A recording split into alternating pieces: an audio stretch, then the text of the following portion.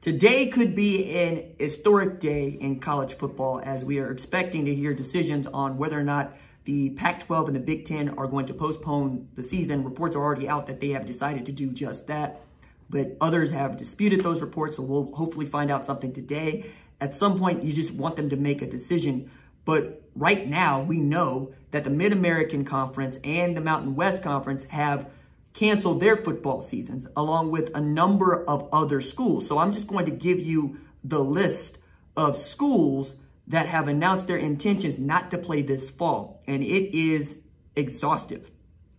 Air Force, Akron, Ball State, Boise State, Bowling Green State, Buffalo, Colorado State, UConn, Fresno State, Kent State, Miami University of Ohio, Central Michigan, Eastern Michigan, New Mexico, Nevada, UNLV, Northern Illinois, Ohio, Old Dominion, San Diego State, San Jose State, Toledo, Utah State, Wyoming, and Western Michigan. And that's just the FBS. Again, there have been 9 FCS conferences that have canceled their seasons. The Big Sky, the CAA, the Ivy League, the MEAC, the Valley, the NEC, the Patriot League, the Pioneer Football League, and the SWAC. Now, complicating all of this is that there is information now that shows that the COVID-19 virus could be and is likely tied to a disease called myocarditis, inflammation of the heart muscle. The heart is a muscle. So that's one other thing that you have to think about as your medical personnel give you advice on whether or not to play football. Add to that, one of the major reasons that the Mid-American Conference decided to cancel fall football was because their medical professionals told them, I don't see how you can do this safely. Now, add to this the Pac-12 and Big Ten meeting today, but the SEC and the ACC have said they want to play football and are still very much trying to get toward playing football. The SEC expects to begin its season on September 26th. Meanwhile, Sports Illustrated has reported that the Big 12 is really split, which is to say places like Oklahoma and Texas want to play football. Others, perhaps like Kansas, don't want to. Iowa State very much wants to play football, even if they don't get to play Iowa. And it really seems like a stupid reason not to play, is that they're not in the same conference. And that's something else entirely and really low on the list of playing football. But one of the other reasons I thought that this was so interesting is to play football this season is to reckon with the player demands, which has never happened before, because players do not have a voice at the table. Players can choose not to play. They don't get to tell you to play. And that has been at issue since the Second World War. I wanted to see players have some ownership of the sport, and this is their opportunity to take some of that. So whether or not they want to play is immaterial right now because they don't get to make the decisions. Though I do believe that if you want them to play, you're going to have to talk about these other things that they have going on. And to that end, there is growing belief that the COVID-19 pandemic and the postponing of college football are not the only reasons that they want to postpone. They want to postpone to delay players organizing, because as you've seen over the weekend, players are very, very quick at putting themselves together and getting out what they believe the message ought to be. Again, they're not looking to get paid, at least right now. They're looking to make sure that they are safe and cared for. And I don't understand how you can do that without creating a bubble. And to create a bubble is to recognize them as standing apart from the student body, which throws a wrench into your argument that they are student athlete amateurs, because you be treating them like professionals.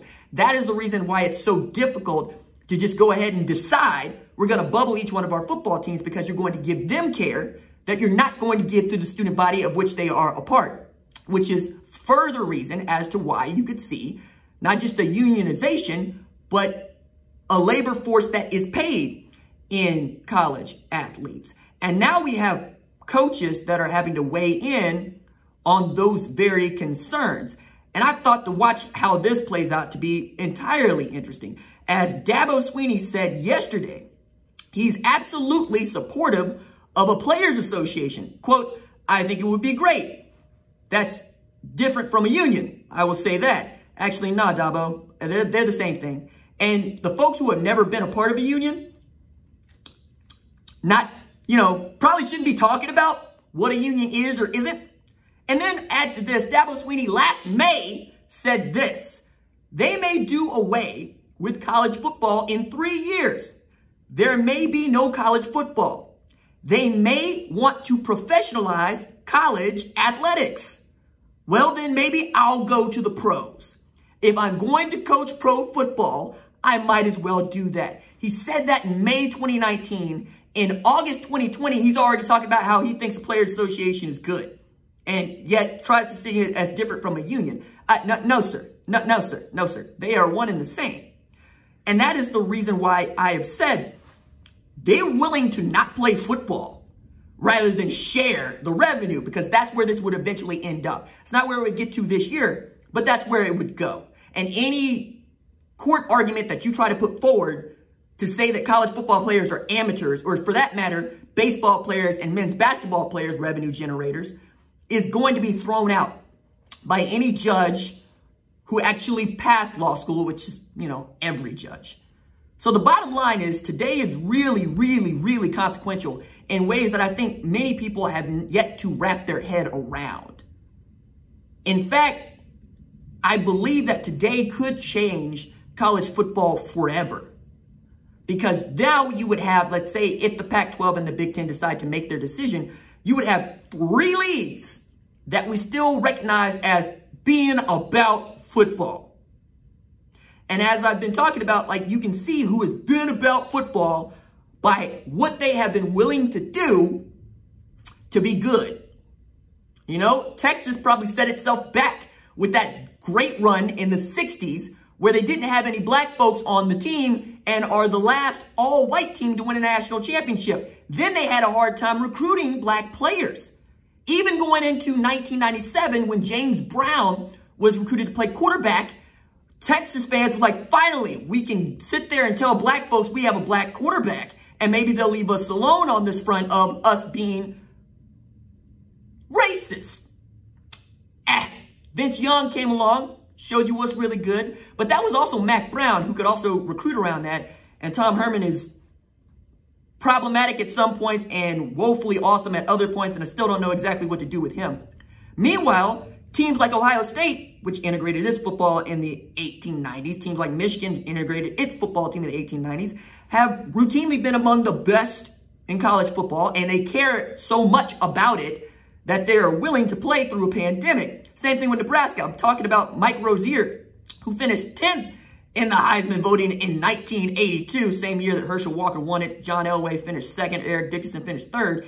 But in that year, he carried the ball 242 times, 1,689 yards, 7 yards per carry.